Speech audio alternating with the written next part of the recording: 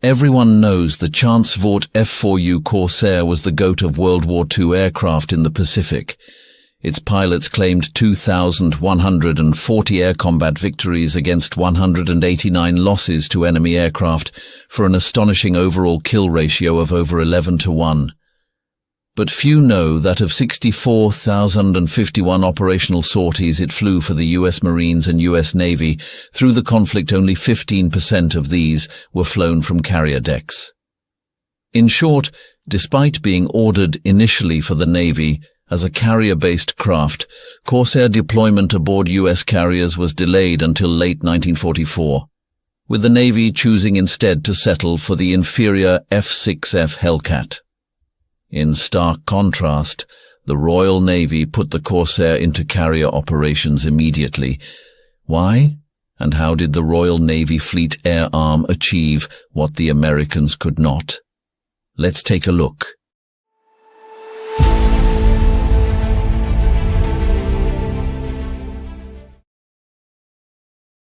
With a beast Pratt & Whitney R2800 double Wasp engine, producing over 2,000 horsepower, and having a top speed of 417 miles per hour, the Corsair was not an aircraft for the faint of heart. Combined with a pneumatic air oil hydraulic shock absorber used on the landing gear that caused severe bouncing on landing, the Corsair was found to be a dangerous craft to land on carriers. But whether by chance or design, the British Corsairs also incorporated clipped wings to make the aircraft more compatible with the lower hangar ceilings found on British carriers. By removing 8 inches from each wingtip, the Corsair could be more easily accommodated in the restricted hangar spaces without sacrificing significant performance. But that performance restriction actually worked in the pilot's favor.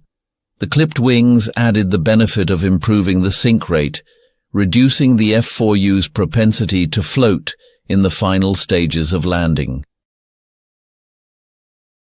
During landing approaches, it was found that oil from the opened hydraulically powered cowl flaps could spatter onto the windscreen, severely reducing visibility.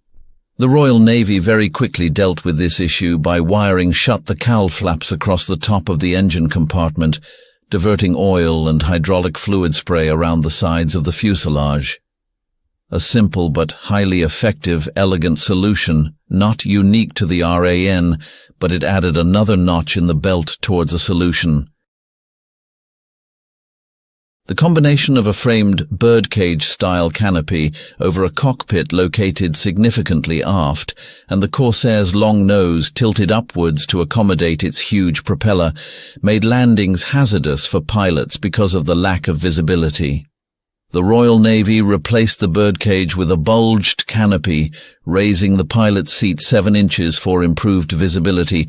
As well, they utilized a curved approach vector when approaching the carrier's landing deck, ensuring they had sight of it for as long as possible. And there we have it. That's how the Royal Navy succeeded, where the U.S. Navy put the F4U Corsair carrier problem in the too hard basket, until finally accepting the F4U for shipboard operations in April 1944. It is fair to point out, though, the Royal Navy was keen to hurriedly adopt higher performance single-seat aircraft such as the Hawker Sea Hurricane and the less robust Supermarine Seafire, but neither aircraft had sufficient range to operate at a distance from a carrier task force. The Corsair was welcomed as a more robust and versatile alternative. They found its landing characteristics dangerous too, suffering a number of fatal crashes. But remarkably, they refined the Corsair into a highly effective carrier-based warrior in both Europe and the Pacific theaters. Sadly, at the end of World War II, under the terms of the Lend-Lease Agreement, the aircraft had to be paid for or to be returned to the US. As the UK did not have the means to pay for them, the Royal Navy Corsairs were pushed overboard into the sea in Moreton Bay off Brisbane, Australia.